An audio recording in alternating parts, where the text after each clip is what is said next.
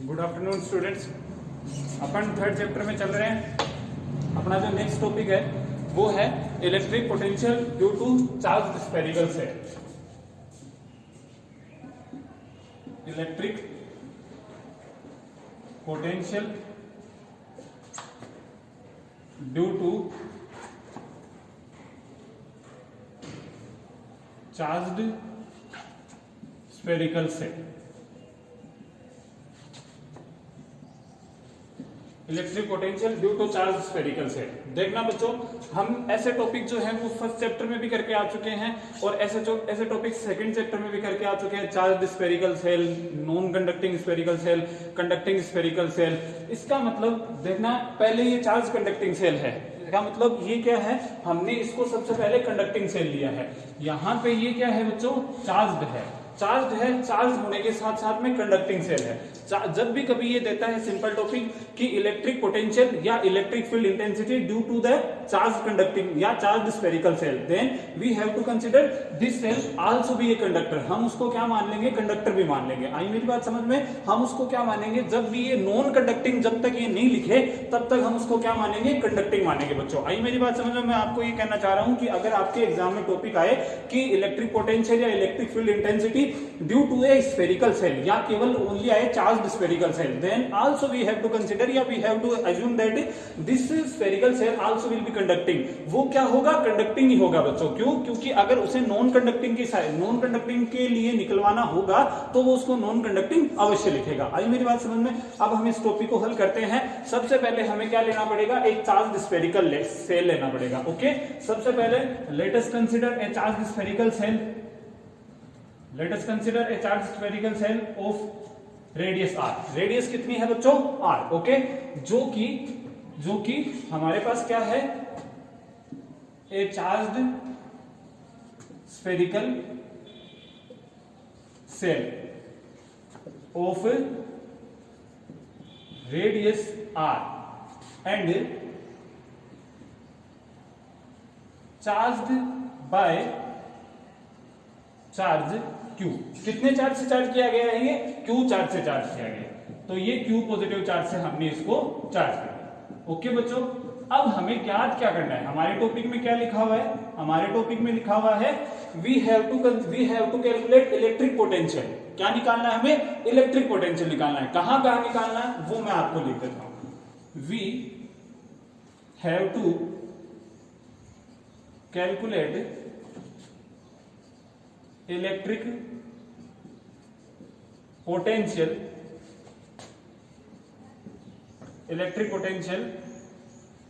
inside the cell, okay, at its surface and outside। हमें कहां निकालना है बच्चों, इनसाइड द सेल। एक तो सेल के अंदर, एक एट इट्स सरफेस, एक उसके सरफेस के ऊपर, एक कहां निकालना है, बाहर की तरफ। एक जब तक हो कहां हो, आउटसाइडर हो। ओके, तीन हमें इस टॉपिक को हमने 3 सेक्शन में डिवाइड कर दिया है। फर्स्ट सेक्शन हमारा क्या होगा बच्चों, आउटसाइड। फर्स्ट सेक्शन हम एक ऐसा पॉइंट लेंगे जो कहां स्थित हो, आउटसाइड हो, स्फेरिकल सेल के आउटसाइड हो। सेकंड वाला जो टॉपिक लेंगे वो लेंगे हम इसके सरफेस के ऊपर। थर्ड वाला जो हम लेंगे वो कहां लेंगे, इनसाइड। ओके बच्चों, तो अब हम स्टार्ट करते हैं इस टॉपिक को। तो फर्स्ट जो हमारा पॉइंट होगा वो होगा at a point outside the spherical shell. Okay, तो मैं इस सब चीजों को मिटा रहा हूं। फर्स्ट जो हमारा ए नंबर का इसका जो सेक्शन है, इसको हमने 3 सेक्शन में डिवाइड कर दिया है। फर्स्ट जो सेक्शन है वो है A, at point P outside the shell. Okay, at point P outside the cell.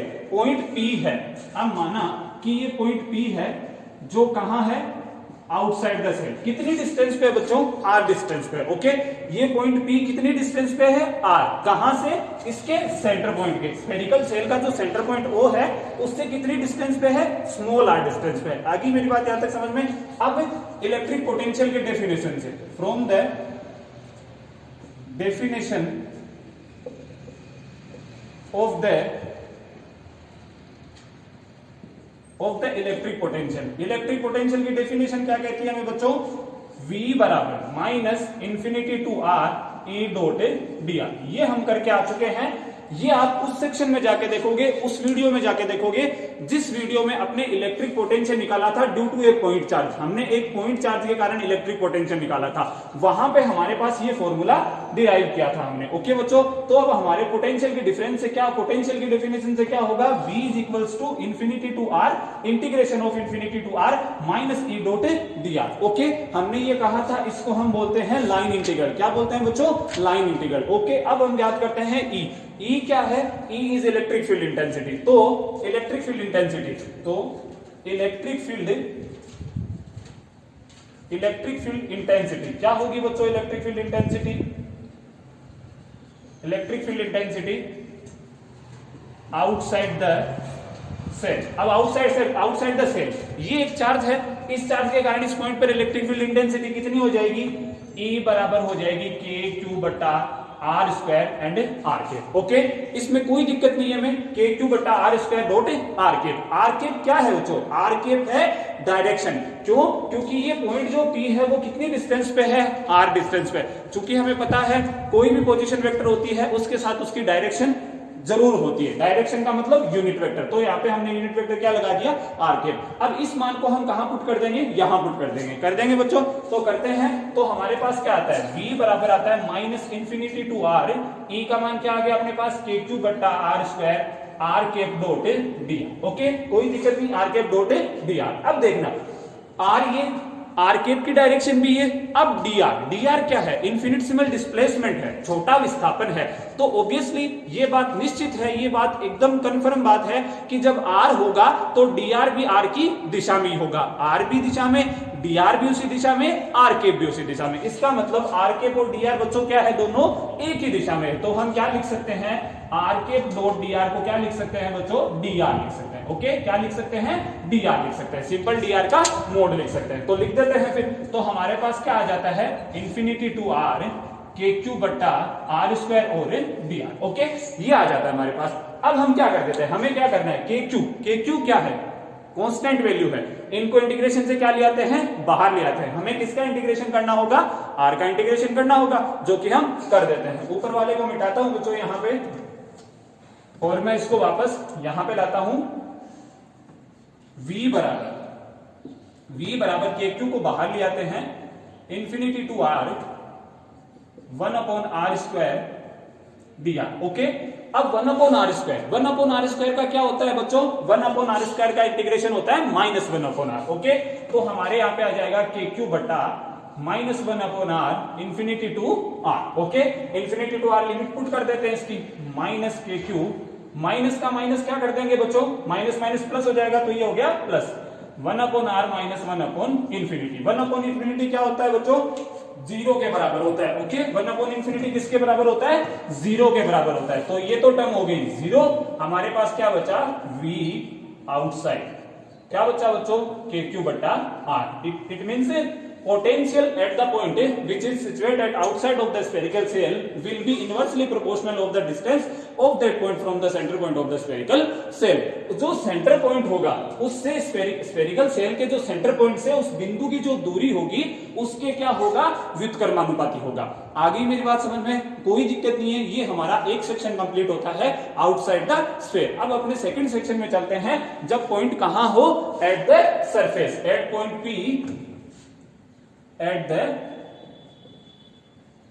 the surface of the shell. ध्यान देना बच्चों इस टॉपिक के ऊपर, बहुत अच्छा टॉपिक है और बहुत सिंपल टॉपिक है। और मैं आपको जैसे पहले ही बता चुका हूं कि हम स्फेरिकल सेल कंडक्टिंग है, नॉन कंडक्टिंग है, ये हम करते आ रहे हैं, इसमें हमारे कोई दिक्कत नहीं है। वी आउटसाइड क्या है बच्चों, वी आउटसाइड आया है हमारे पास, वी आउटसाइड बराबर आया है के क्यू बट्टा आर। ओके, वहां पे क्या था, इंफिनिटी टू स्मॉल आर, लेकिन यहां पे क्या है बच्चों, infinity to capital r. Because point कहां आ गया, पॉइंट इसके सरफेस पे आ गया। इसका मतलब ये जो आर है वो किसके बराबर हो जाएगी, कैपिटल आर के बराबर हो जाएगी। ये जो आर है वो किसके बराबर हो जाएगी, कैपिटल आर के बराबर हो जाएगी। ओके, तो देन फॉर इट हमें इसके लिए क्या करना है, फॉर इट हमें क्या करना है, r is equals to r बराबर किसके रख देना है, कैपिटल आर के बराबर रख देना है। तो v सरफेस हमारे पास कितना आ जाता है, के क्यू बट्टा कैपिटल आर। ओके, ये हमारा वी सरफेस हो जाता है। अब देखते ही देखते हमारा दूसरा सेक्शन भी कंप्लीट हो गया। अब हमारे थर्ड सेक्शन में बात आते हैं, हम थर्ड सेक्शन में एंटर करते हैं। थर्ड सेक्शन क्या है बच्चों?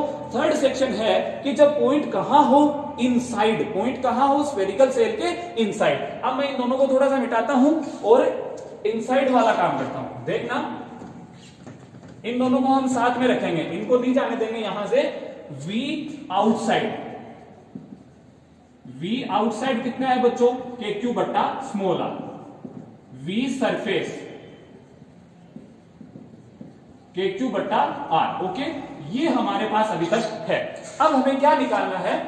Eight point p inside the shell, at point p inside the shell. Okay, अब देखना, इसका मतलब ये पॉइंट कहां आ जाएगा? ये पॉइंट कहीं ना कहीं यहां पे कोई पॉइंट पी आ जाएगा, जो कि कितनी डिस्टेंस पे होगा? आर डिस्टेंस पे होगा। ओके बच्चों, अब हम करते हैं हमारा वही बात, from the definition of the potential. हमें चलना उसी डेरे पे है, कहीं अलग नहीं जाना है। From the definition of electric potential. ठीक है, कितना आ गया? V बराबर minus infinity to small are और E डॉट डी आर। कोई दिक्कत नहीं यहां तक। अब देखना बच्चों, ये हमारा जो सेक्शन है वो पॉइंट कहां आ गया है? आर तक। हम कहां से ला रहे हैं? इन्फिनिटी से ला रहे हैं। इस समाकलन को हम दो भागों में डिवाइड कर सकते हैं। कैसे डिवाइड कर सकते हैं? अगर हम इन्फिनिटी से चलना स्टार्ट करेंगे तो पहले कहां आएंगे? सरफेस पे आएंगे। पहले कहां आएंगे? सरफेस पे आएंगे, और सरफेस से अंदर जाएंगे। हम सीधा एंटर थोड़ी करेंगे, पहले हम कहां आएंगे? सरफेस के ऊपर आएंगे। तो इसका मतलब इस समाकलन को हम दो भागों में डिवाइड कर सकते हैं। किस किस भागों में डिवाइड कर सकते हैं बच्चों इस समाकलन को? इस समाकलन को हम डिवाइड कर सकते हैं, we can divide into following two part। Okay, first part कहां हो जाएगा? From infinity to capital r. Second part कौन सा हो जाएगा बच्चों? From r to small r. ये हो जाएगा second part, from r to small r. अब ये तो क्या हो गया? ये तो वही पॉइंट हो गया जब हम कहां आ रहे हैं? सरफेस के ऊपर आ रहे हैं, और सरफेस वाला तो हमारे पास है। और ये कौन सा हो गया? ये हो गया ये हो गया बच्चों इनसाइड वाला। कौन सा हो गया बच्चों? ये हो गया इनसाइड वाला। अब हम क्या करेंगे? इस समाकलन को पहले दो पार्ट्स में डिवाइड करते हैं। समाकलन को दो पार्ट्स में डिवाइड।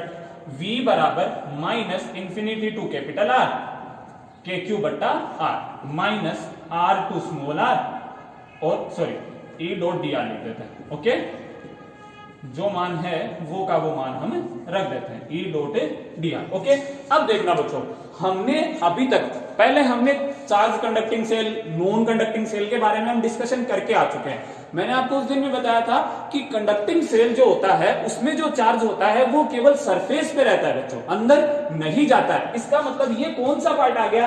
अंदर वाला पार्ट आ गया। और अकॉर्डिंग टू अवर नॉलेज अंदर इलेक्ट्रिक फील्ड इंटेंसिटी कितनी होती है कंडक्टिंग सेल के? 0 होती है। जब इलेक्ट्रिक फील्ड इंटेंसिटी 0 हो जाएगी तो ये जो टर्म है वो पूरी टर्म किसके बराबर हो जाएगी? 0 के बराबर हो जाएगी बच्चों। आई मेरी बात समझ में? ये पूरी टर्म किसके बराबर हो जाएगी?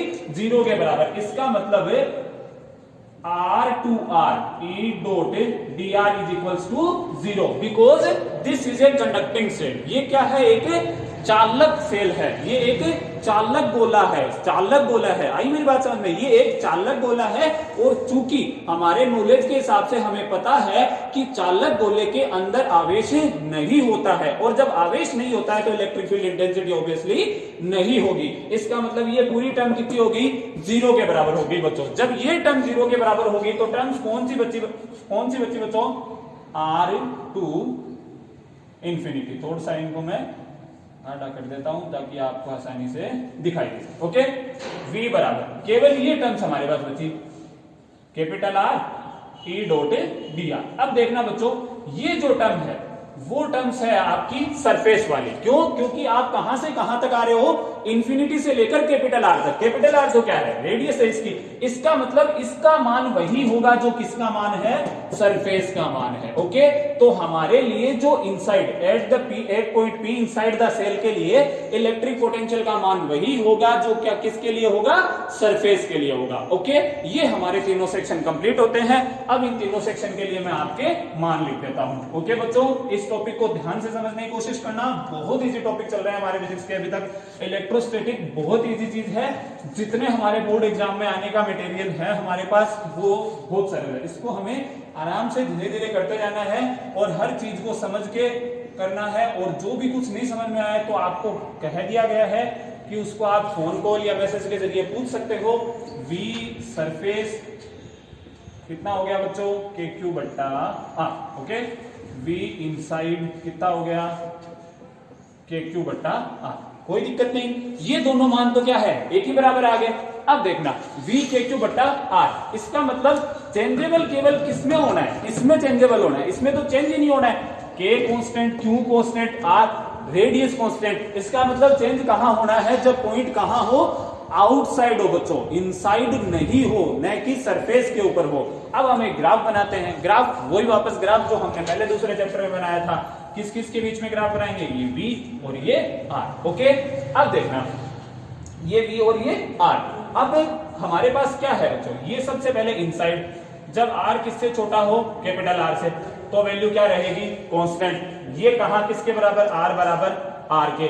ये किसके बराबर हो जाएगा, ये जब r बड़ा हो r से, और r बड़ा हो r की स्थिति में क्या है, v इनवर्सली प्रोपोर्शनल है स्मॉल r के, जो आपको दिखाई दे रहा है। तो ये कुछ एक हमारा ग्राफ हो जाएगा बच्चों। इस टॉपिक को ध्यान से देखना, बहुत सिंपल टॉपिक है और बहुत ही इजी टॉपिक है। और इस टॉपिक में हमारे पास जो है वो, अब हम जो हमने अभी तक केवल कंडक्टिंग शेल पढ़ा है, इसके बाद हम नॉन कंडक्टिंग शेल भी पढ़ेंगे और उस शेल के बाद में हम अलग अलग चीजें पढ़ेंगे। अब ये जो ग्राफ है बच्चों, कभी कभी क्या कर लिया जाता है, कभी कभी आधे एक नंबर का केवल ग्राफ पूछ लिया जाता है। तो ये ग्राफ जो है वो हमें जरूरी याद रखना है। हमारे इस ग्राफ में है कुछ नहीं, ये r less than capital R, इसका मतलब जो पॉइंट है वो कहां आ गया है, सेल के अंदर आ गया है। और जैसे ही बराबर आया, ये बराबर वाली लाइन, और जैसे ही r बड़ा हो कैपिटल R से, तो इसका मतलब पॉइंट कहां गया है, सेल से बाहर चला गया है। तो वो कैसे हो रहा है, इस प्रकार से चेंज हो रहा है, because it is inversely proportional to the small r। Okay बच्चों, ये टॉपिक हमारा कंप्लीट होता है। ऐसे ही हम एक एक टॉपिक करते जाएंगे। इन वीडियोस को देखते जाओ ज्यादा से ज्यादा, और कोई भी डाउट हो बच्चों तो फोन करके, मैसेज करके, जिस भी तरीके से आपको अच्छा लगे डाउट्स जरूर पूछो, नोट्स बनाओ इनके। थैंक्स। ओके।